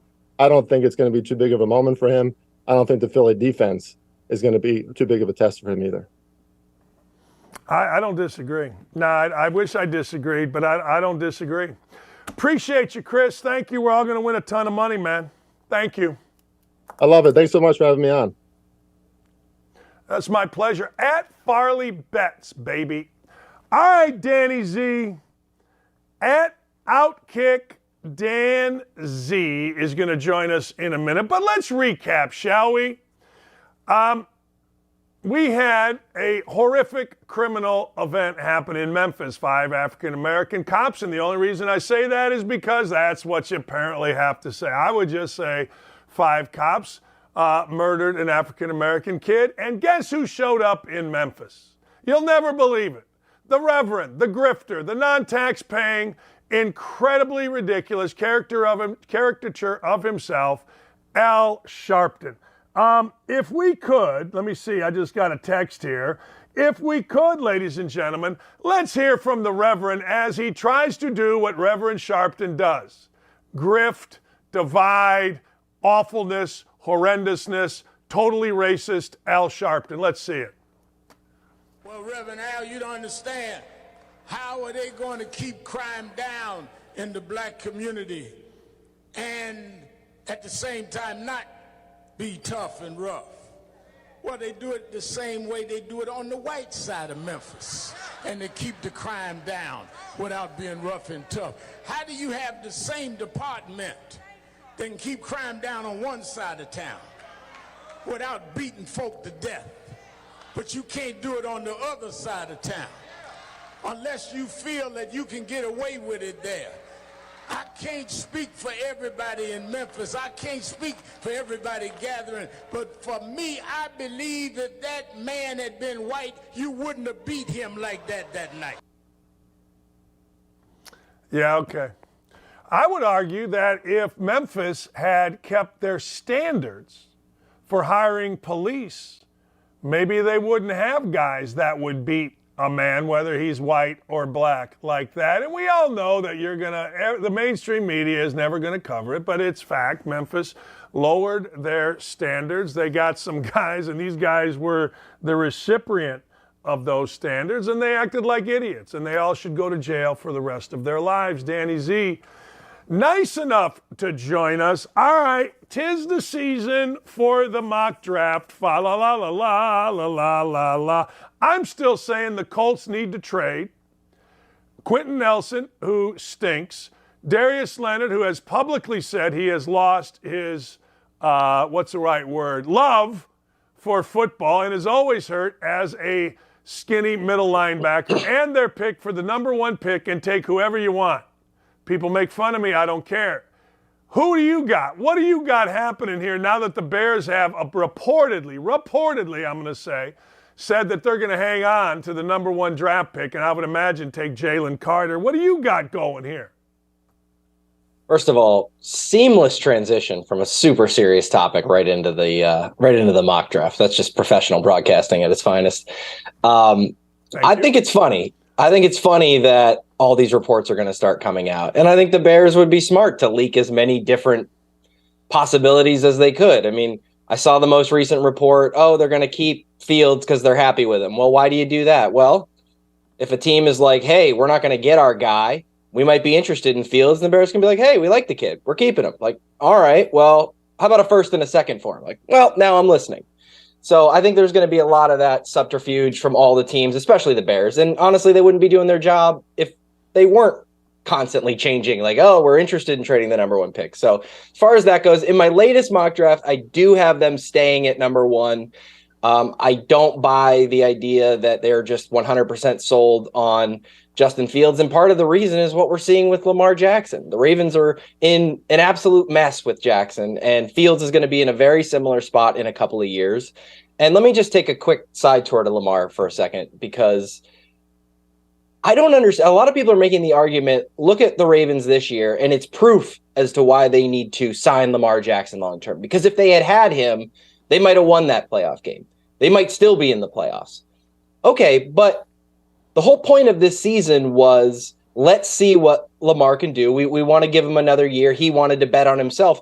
But all the problems with Lamar Jackson came to the surface this year. He got hurt, which is an issue with signing Lamar Jackson. He didn't play in the playoffs, and playoff performance has been a huge issue for Lamar throughout his career. So what this year did you see from Lamar Jackson that would make you comfortable committing $200 to $300 million to this guy? I'm a big Lamar Jackson fan. Like, I love watching the guy play football, and I am totally with you on that. I really am. I mean, it's an involved thing. And all right, let me go back to one of the original points that I think you were making without actually saying it. You're concerned with, let's just take Bryce Young and Justin Fields. Let's take it with Justin Fields, not Bryce Young. The running quarterback gets hurt. That's what you're saying. Well, that's part of it. For me, I have way more issues with Justin Fields than the fact that he runs. He's an elite runner. We know it. He's got great athleticism. But as we talked about last time I was on, his football awareness is terrible. It's among the worst of any quarterback. And people use the argument, well, his offensive line was terrible. Well, that's not actually borne out in any advanced statistics, in any tape watching. Like, their line was fine. Fields just holds on to the ball forever. He's just always holding the ball, always looking to run. His accuracy isn't very good. He's got a very strong arm. So I have way more issues with Justin Fields than just that he runs as a quarterback. I think you can be successful as a running quarterback if you're smart about it. If you Russell Wilson made a career out of running at appropriate times and throwing when he needed to, and he could make the throws. So as far as that goes, it's not just that Justin Fields runs. The other issue is that we're 2 years into Justin Fields' career. They're going to have to make a decision on him pretty soon. He's going to be eligible for an extension after next season. I would think that unless he just absolutely tears it up next year, which I don't expect, that's not going to happen. So now you've got essentially 2 years with Justin Fields to figure out if you're willing to commit your franchise to this guy. And I think the safer play is actually to draft Bryce Young, a rookie quarterback, start the clock over, and see if he can make the plays that Fields can't. See if he has those intangibles that I think Fields lacks. So that's it. That's actually where it is more with Justin Fields. Lamar Jackson has a much higher football IQ, I think, than Justin Fields, although he has a worse arm. And the issue with Lamar, again, is, the tread's starting to add up on those tires. And again, we saw it this year. He got hurt again. He didn't play in the playoffs. He's 1-3 in his career in the playoffs. Committing $250 to $300 million to that guy just doesn't make sense to me. All right, let's go through the mock draft. See, I disagree with you on Fields. I would take him here on the Colts today, tomorrow, the next day, and sit back and watch him. But I get it. No, I absolutely get it. He's a fun player. There's no doubt about it. I mean, the guy can help you win football games. The question is just whether or not you want to lock that down and give up a chunk of your salary cap for years. I think any team that has him next year would likely be better than they would with any other option. But, you got to go for it for 1 or 2 years. That's the window. We're really talking about the window here. Let me go. So you are saying even if they don't move Fields, or they will move Fields, you like Bryce Young number 1, Stroud number 2, Carter, and then Will Levis to the Colts. I swear to God, if they sign Will Levis, I'm never and hire Jeff Saturday, I don't know. I don't know. That's all I got. I don't know. I feel like I was kind of trolling you a little bit. I was like, you know what? What would piss Dan off? Let's give Will Levis to the Colts. That way Dan will get upset and we can have some fun on Thursday. Why do you like that order? Why Young over Stroud? Experience mostly. Young. Look, I'm an SEC believer. I'm not a Southerner. I didn't grow up. I didn't drink the Kool-Aid my whole life. It's just from watching football. I like these guys coming out of the SEC, especially. We've seen some success recently with Alabama quarterbacks. I mean, Tua certainly, obviously the injury history is a big issue, but he made the Dolphins better. Jalen Hurts is in the Super Bowl. So I like Bryce Young a little bit better than Stroud, mostly because of competition level throughout the season and experience. But I don't think it's, I think getting Stroud for the Texans that's fine. I mean, I don't have a problem with it. There's not a huge chasm between the two. Jalen Carter at 3, just the sense that I get is that people think he's the best defensive player in the draft. The Arizona Cardinals desperately need defense, so that makes a lot of sense at 3. I keep talking about Will Levis. I personally not a huge fan. However, I know how these NFL GMs work. They fall in love with these kids. He comes in and has a great interview. He's got all the physical tools. Someone's going to take him probably in the top 5. Right now I have it as the Colts. I could see someone trading up for Will Levis, a la Trey Lance a few years ago. Right now, it's kind of like, we'll give him to the Colts. But I don't know. I mean, I could see the Colts doing the veteran thing and even trading back, which actually might be a better option for them. See, I like trading up. Give the Bears Quentin Nelson, give them Darius Leonard, give them the number 1 or your number 4 pick, get the number 1 pick, and get a couple other picks. Because Darius Leonard, every NFL guy that I know says he's going to stay hurt. He's talked about losing his love for football. The problem is the Bears know that, and Quentin Nelson has been horrendous ever since he signed his new deal. But, of course, the Bears know that too and has a monster $20 million, thank you, Chris Ballard, for being a dumbass contract. So that's what I would like. All right, here's the problem that I see. All right, here's what I see.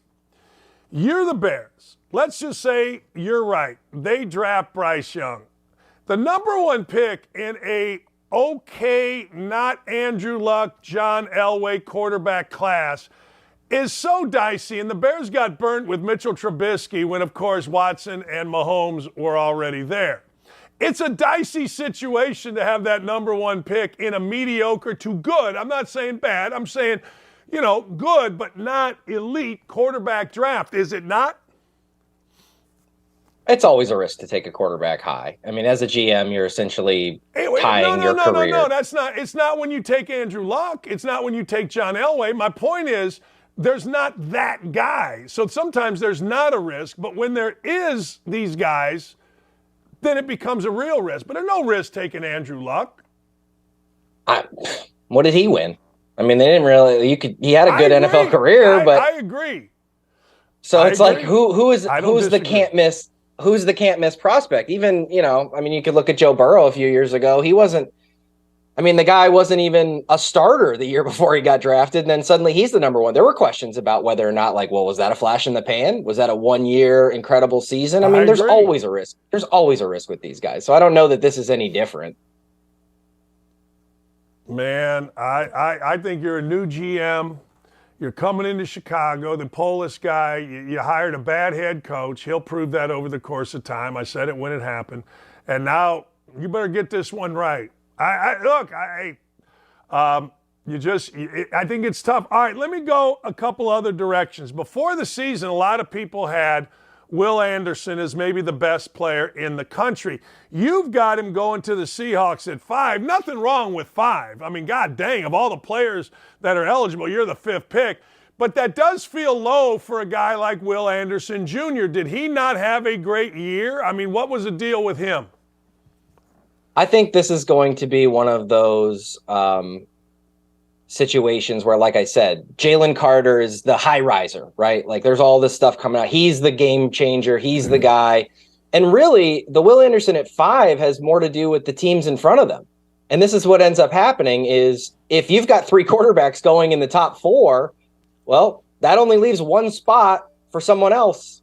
And right now, I think it's Jalen Carter. So this is really more of Will Anderson sliding because of positional needs, and then maybe someone believes Jalen Carter is better. And I wrote for Seattle, if this scenario plays out, the Seahawks should sprint to the podium with their selection. There should be no thought put into it. Will Anderson sitting there at 5, you run up and you grab your guy. So again, absolutely no slight on Will Anderson. I certainly think he's in play for any pick 1 through 5, but in this iteration, I like the quarterbacks to go and Jalen Carter to get the edge based on just sort of what I'm hearing. But by no means does that mean Will Anderson can't be the number 1 pick. I mean, it's still possible the Bears hold on to Justin Fields, hold on to the number 1 pick, and take Will Anderson. I mean, we just don't know. No, I agree. Like people make it out like, man, these guys are terrible because he dropped to number 5. Oh, okay. All right. If that's, okay, good. I mean, number 5 is not a bad deal. Let me go. Last thing here. I'm looking at your draft, and here's the way I look at it. You got to get a quarterback, you got to get an edge rusher, and you got to get a wide receiver. Your first wide receiver is the kid Johnston from TCU. Do you feel this to be, well, let me ask you, where do you feel this wide receiver group to be?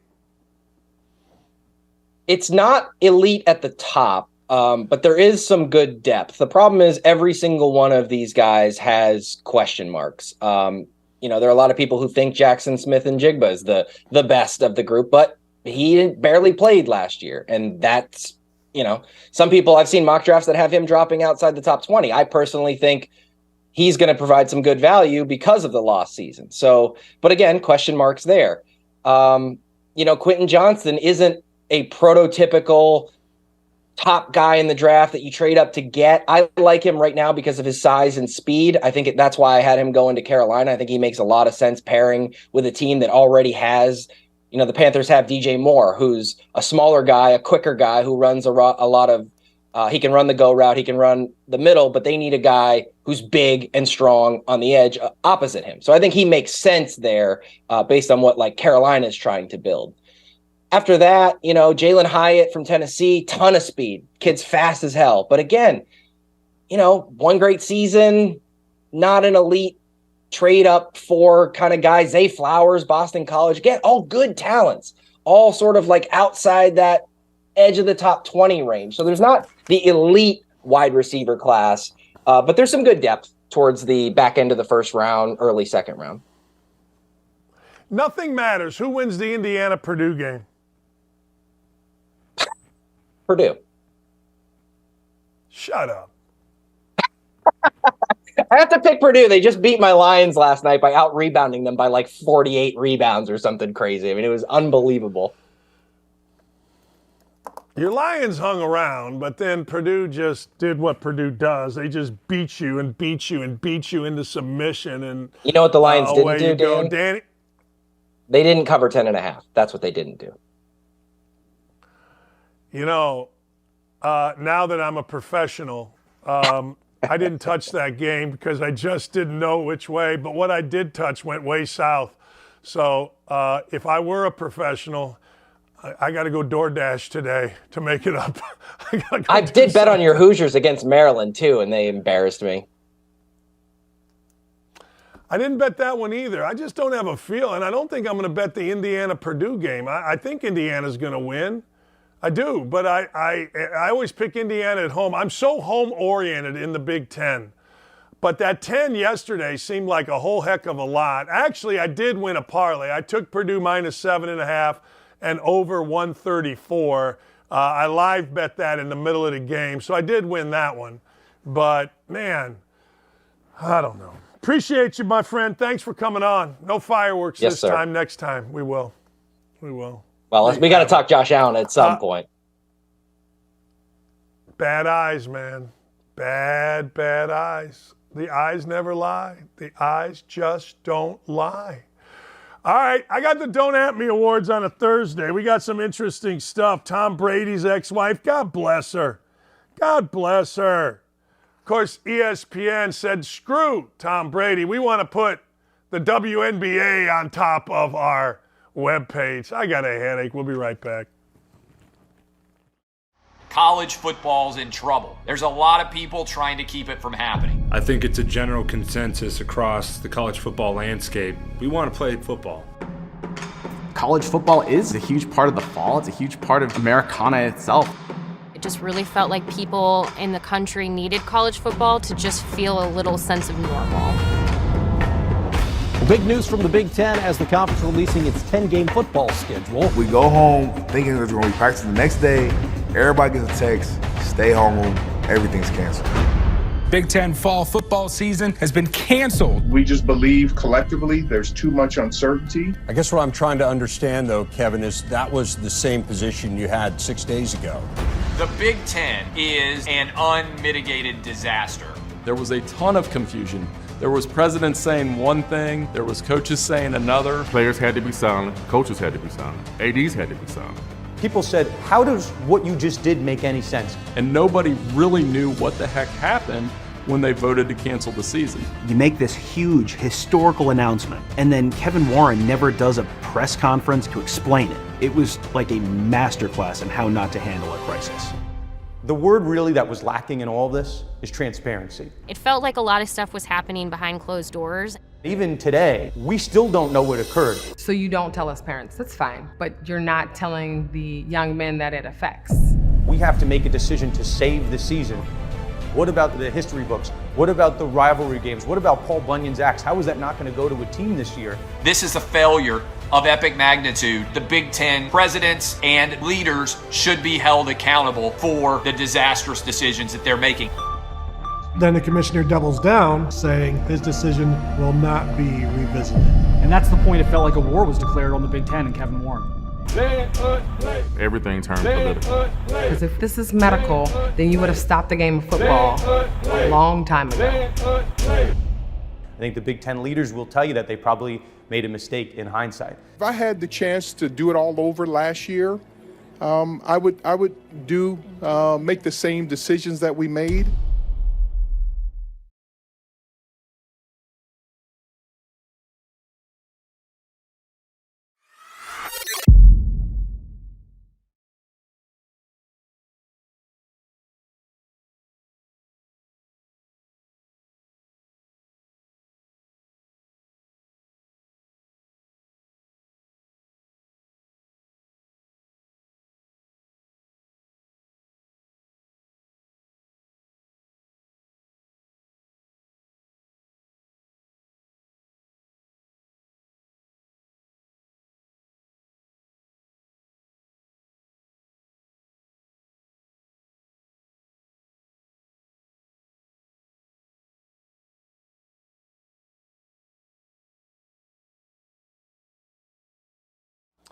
All right, welcome back. I got a question for you. Speaking of Tom Brady, is he the handsomest athlete ever? I put it on the YouTube chat. I don't know. A lot of people say no. My sister loves Ronaldo. He's very handsome. Some are saying Larry Bird. Others are saying David Beckham. I don't know. It feels like to me that Larry Bird is out of the equation. David Beckham in the equation. Look, I'll give you two guys. And, you know, you got to do this because you got to be politically correct. But I always thought Tony Gonzalez and Reggie Theus were very handsome men.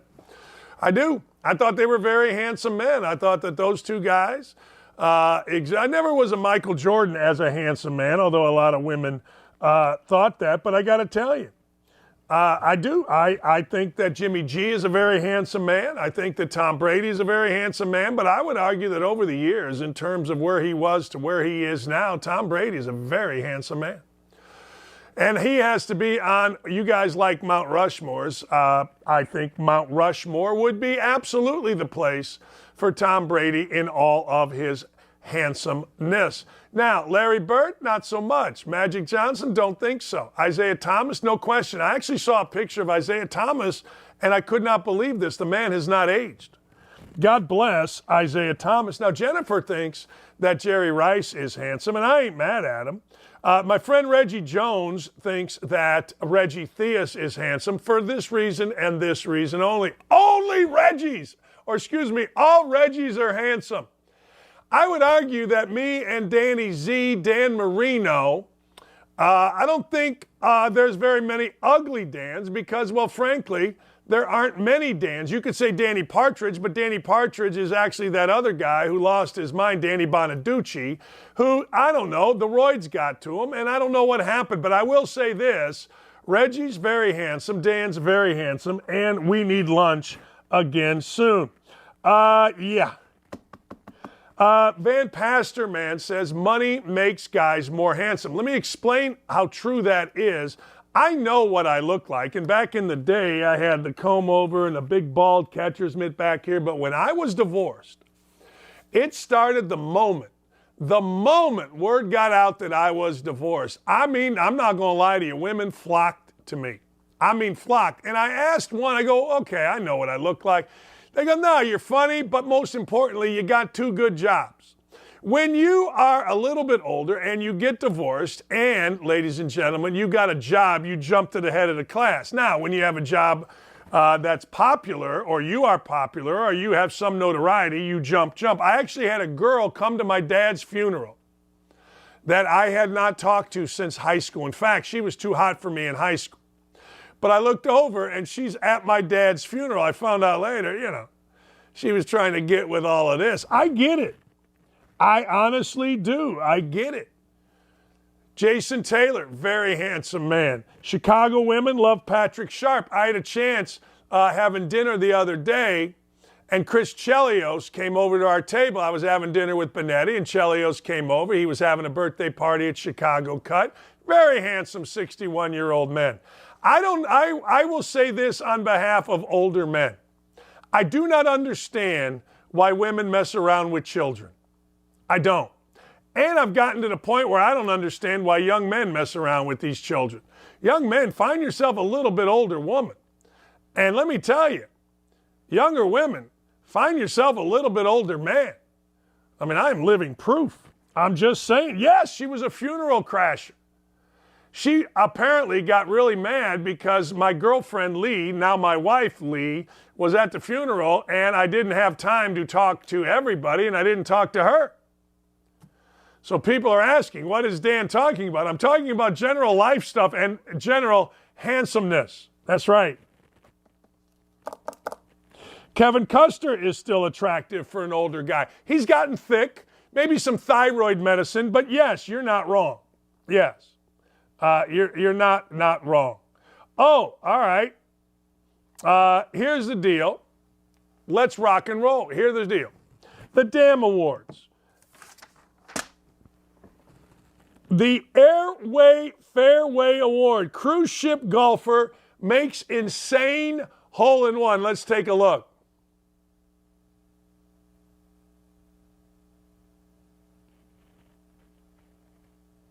Oh, wow. Oh, boy. Oh, boy. Oh, boy. Where'd it go? Where'd it go? It froze. There it goes. There it goes. It's still going. Still going. Still going. Still going. Still going. Yeah! And it's madness. Chaos, everybody. K-freaking-os. Yeah. There you go. Chaos. I like it. I ain't mad about it. I told my wife yesterday that I think, in my world, she's hotter than Gisele Bündchen. I do. Gisele is a obvious supermodel, but for my world, for my world, I look at it and go, hey, what's the deal here? Right, Lee, you're hotter than Gisele, but I got to give Gisele credit here. Let's see Gisele Bündchen, ex-wife of Tom Brady, wishing you only wonderful things in this new chapter of your life. Well, that's nice. I wonder how long it took. I do. I wonder how long it took for her publicist to come up with that. Seriously. Like, you have to know. Now, I want you to think about this before you rip me. You have to know. Hell, I know that when I comment on certain things, it's going to go viral, and I kind of like that power. Hers is multiplied by 1 billion to what I think I am capable of. So you have to get it absolutely right. Every spelling has to be accurate. The whole thing has to be right. And of course, you get exemption when you put prayers in it. You get exemption. It's automatic. Try this. Do yourself a favor. Try anything that you would like. Anything. And just put prayers in it. And see what happens. You'll be shocked, ladies and gentlemen. Absolutely shocked at you can get away with anything. Anything as long as you put prayers in it. Yesterday, see, I'm a rotten guy. I have kids I grew up with. All right? One of them became a serial killer. True story. He's a serial killer in Missouri. There's documentaries on him. The name is Eric Beislein. Eric Beislein's sister Lisa and I went to high school. The party, most times, was at the Beislein's house. And I said it at the time, even as a high school puke, why is Eric drinking? Like, what are you doing? He's like 14. Long story short, the Beislein mother died. I feel bad because I really got to like Mr. and Mrs. Beislein. But I said in a group text, I said, hey, great mother, great family, really got to know him. Horrible son. Horrible. He's a serial killer. And you'd have thought with my friends on a group text who are now 60, like I just said the worst thing possible. I realized, and a friend of mine who's on the group chat said, you should have put prayers in it. Like, what are you talking about? Said you should have put a prayer emoji on your text or hashtag prayers because prayers exonerates you from anything. You say prayers, it's over. So good for Gisele. Yay, rah, go fight, win. ESPN, the home of the most woke folk in the history of woke folk, is out here once again. Former MVP leaving the Storm for the Liberty. Brady retires for good. There it is. The greatest football player in the history of football. And because ESPN is ESPN, former MVP Breonna Stewart leads the headlines. Now, someone may say this. Someone may say, well, you know, they update these headlines. Well, you know, they covered Tom Brady's retirement ad nauseum. No. There should never be a time, if you are going to continue to update the headlines of the day, then do what you normally do, ESPN, and that's put Stephen A. Smith video all over the place. Go sometime to ESPN's website. Stephen A. reacts to this. Stephen A. reacts. See, you got to understand something. Stephen A. gives them cover. You know what else gives networks cover? I'm telling you, college basketball analysts. I'm watching the other day, my God. I actually texted the guy who runs ESPN. I said, can you not put this person on the Illinois State games? Honest, can you not do it? I got to watch these games. Can you put somebody on? I get it. I get it. It's a lady. Okay. But even my wife's like, this is horrible.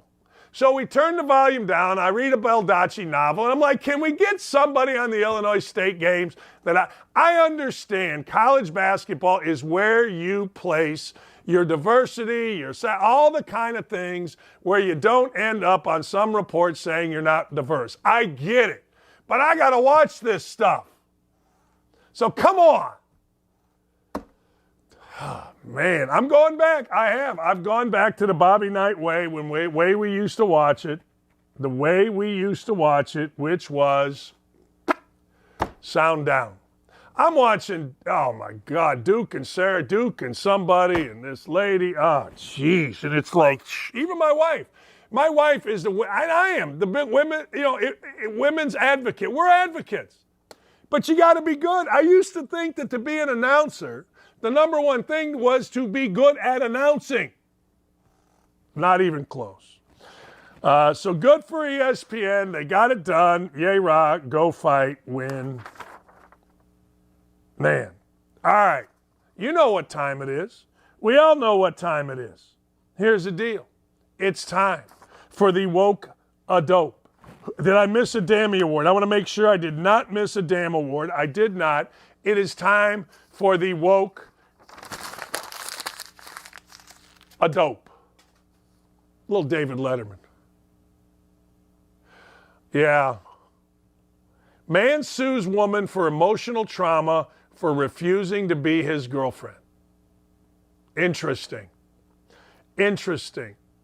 You know what? This can't be real. I refuse to believe that adult males have become such little batches that this is what we're going to become. Hey, Jennifer, help me out here on the YouTube chat. There's no way that any self-respecting woman would ever go out or should go out with anyone who is capable of being emotionally traumatized because a woman won't be his girlfriend. Tell me. This cannot happen. Any woman out there that watches this, you have got to say, Jennifer, there is no chance, none, zero, zip, that any man or woman should go out with this person ever. Look, I get it. Girl breaks up with you. You get sad. Hey, I ate 17 dreamsicles when Lee Ross told me she was going back to her old boyfriend. But I didn't sue anybody. I didn't sit around. I that night went and made some phone calls, and what? Yeah, you're sad for 10 minutes, and then you get over it. Jennifer says that isn't a real man. That's exactly right. And I got to tell you, the feminization of men sucks. Men need to I need to do a seminar on how to be a real man. I'm not perfect. I've made mistakes, of course. But that's part of being a real man. It is. It is. Hey, look, a real man makes mistakes, knows he made mistakes, doesn't make the same mistake twice, or at least tries not to, but doesn't go sue somebody because she won't date me. She won't date me. This is the world that I love on our YouTube chat. Here's Mike Cole. Mike Cole says this: I could hear my dad say, young man, welcome to life. See this? This is a baby. When you come out, you pop out, boop. The doctor smacks you on the backside. And he doesn't say, son or daughter, this life is going to be easy. He doesn't do that. The Bible says, walk with me when times are hard. Doesn't say because you pray, everything is going to be easy. Father God, you make a way through hard times when there doesn't seem to be a way through. You provide hope when I feel hopeless, joy when I feel discouraged. You guide me with love and strength. Thank you. Today, please show me how you are protecting me. Remind me that you are near and draw my heart closer to you. That was a prayer that I read today when I read my Bible app every morning. Consider it pure joy, my brothers and sisters, whenever you face trials of many kinds, because you know that the testing of your faith produces perseverance. That's James chapter 1, verses 2 and 3. You didn't think you were going to get some Bible talk in here, did you? Did you? Course not. Course not. Van Pasterman, that is truth, coach. The Bible never says we will be free from anguish and pain. Doesn't say that. Shouldn't say that. But man, oh man, do we handle it poorly. I'm going to sue a girl because she decides she's not going to date me? Sack the living hell up. Sack up. No, sack up. Period. Don't even try to not sack. It's amazing what we whine about. It's amazing, and we'll probably have this tomorrow, what we worry about. It is truly amazing that we can't handle any kind of conflict. People talk about suicide rates, and they always say, well, this is the reason. One of the reasons is because children, kids, I'm talking about kid suicide, don't know how to handle failure. It crushes them. It makes them, and we get into it. Son, Mike Cole's dad said, welcome to life. How about that? Son, get off your ass, go to work. Son, I know you're sad. It gets better every day. Trust me. Now, go in the front yard and shoot hoops. That's what my dad told me. A girl broke up with me. I really liked her. First time ever. I'm like, yeah, I'm sad. Because how sad are you? I don't feel like doing anything. My dad looked at me and he goes, that's crap. You'll be fine. Tomorrow it'll get better, day after get better, day after. And it was hard. I'm not going to lie. I get it. Went outside, played hoops. Next thing you know, little Sally from down the block came over. Forgot about the girl, and life moved on. I'm trying to give advice here. I used to tell players, look, hey, man, I know Susie Rottencrotch dumped you, but there's a girl over here. I told my daughter, look, I know Big Jim dumped you here, or you didn't get along, but you know what? There's 8 million dudes over here. There's other fish in the sea. Are we allowed to say fish in the sea, or is that harmful to fish? I don't know. I don't know. I don't know. Mudcat, this is good too. Life is not a safe place. In fact, I would argue that the things that I have gone through in my life, starting with actual 5th grade, not being promoted to the 6th grade basketball team when 2 of my friends were, to junior varsity when 2 of my friends were taken up to the varsity from our JV team, and I was not as a sophomore, all the way to divorce, job change, the whole deal has made me stronger. And I credit my parents because they didn't say, oh, little buddy, we'll go fight your battles for you. Oh, pal. I never heard my dad call me pal. I never heard it buddy. And I didn't want to. And nobody loved me more than my dad. But it wasn't like, oh, pal, I'll go get that guy. The only time my dad was ever going to fight a battle for me, I was driving my bike home from playing basketball from Maryville Junior High, Harrison Junior High. And this big fat kid named Akiwa, who was older than me, and another dude fired a rock at my head. I heard it whiz by.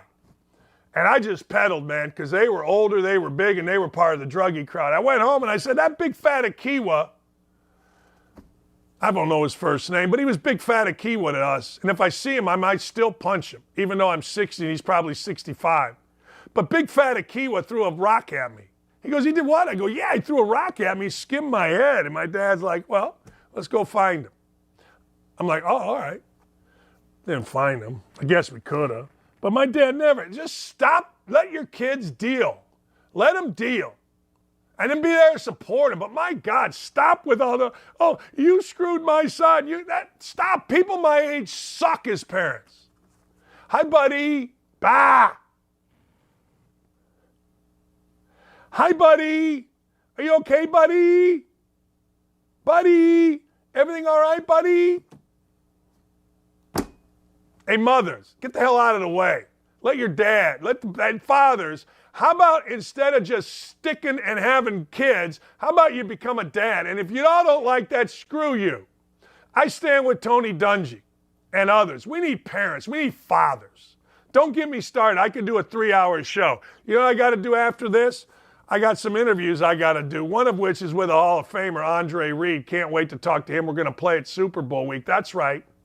There's no secrets on this show. Got a monster for you tomorrow. Look at Dylan and Ryan just being great. Aaron being awesome, caring about the show like no other. Haley, she'll be on tomorrow. We'll have some TikToks for you.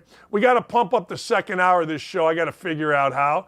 Chuck, I know you called me yesterday. I didn't know that until today. I'll call you back. And, of course, Corey getting all this done. All right. We'll talk to you tomorrow. Have a wonderful, wonderful afternoon. And follow Incarnate Word, by the way, basketball. My buddy Carson Cunningham's on a 4-game win streak. We'll see you tomorrow.